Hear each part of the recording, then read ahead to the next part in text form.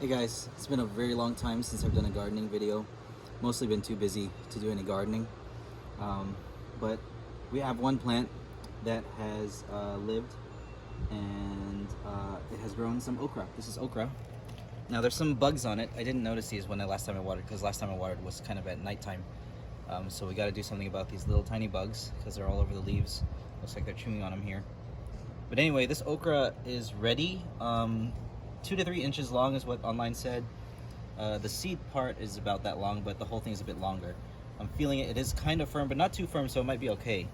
There's another okra here, and a bunch of little things coming in. I'm not sure if these are flowers or if they're seed pods. I hope they're seed pods for okras. We'll find out. But anyway, I'm gonna take this one off. I don't know if I need scissors. Maybe I could just twist it off. It's kind of pokey. There we go. There's an okra. Don't know what we can do with this. It's pretty fuzzy. Ow! And kind of sharp and thorny in some spots.